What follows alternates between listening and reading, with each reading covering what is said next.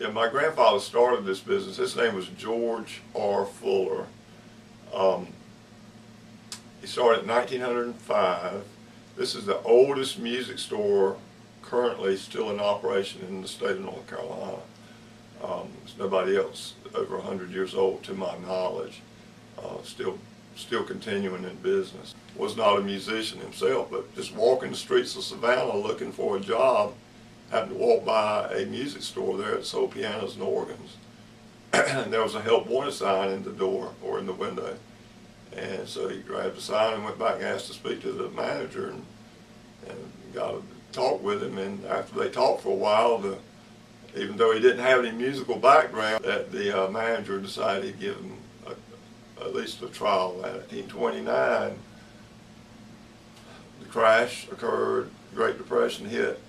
People didn't have money to buy bread, much less pianos. So that was a tough deal. But he's one of probably only a handful of music stores in the entire United States that survived the Depression.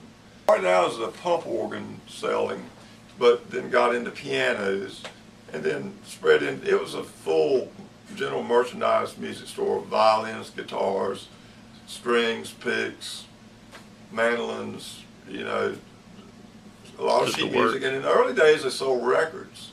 Or when the Victrolas came out, that was another little spin-off they did just to meet the man. It's like '79, I think we incorporated it.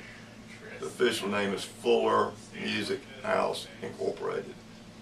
And he and I were the officers. But a few years later, about '82, he decided to sell me his portion of his stock ownership, which I purchased in, so I became the sole owner.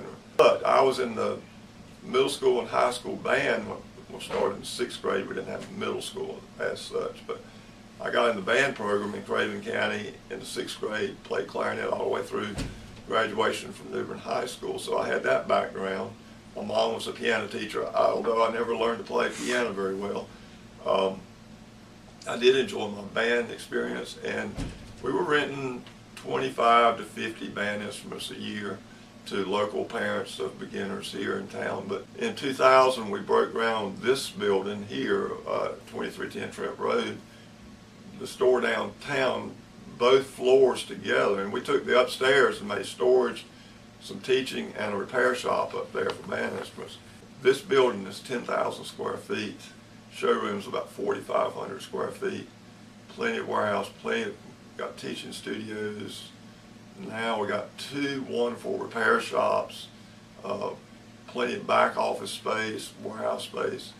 It's a totally different world now. We actually have a physical plant that fits our market and fits what we do. Any family link after this, I'm 3rd generation, so it's probably going to pass out of the Fuller hands after when I decide to transition out of here, which will be a few years down the road, but I'm not quite there yet. Well, our vision is, and our hope is to be the destination music store of people in this general market area. I'm talking about the 5 counties I mentioned earlier: Craven, part of Pitt, Onslow, Carteret, Pamlico, within driving distance. I think there will be always a retail establishment here in this community, and I hope it'll be us that's doing it and trying to do, and doing something in an excellent way. There's a lot of upside. I see some very positive things for the future.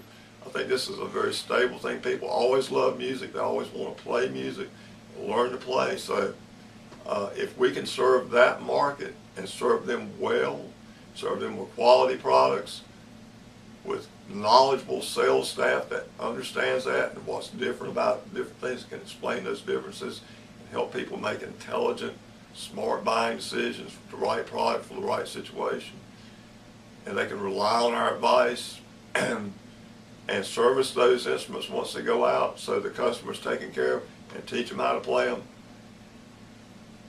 I don't see that going away, and I just think we would have I think this future is very secure, and if we do our jobs correctly in an excellent way and serve our customers, everything will be fine here.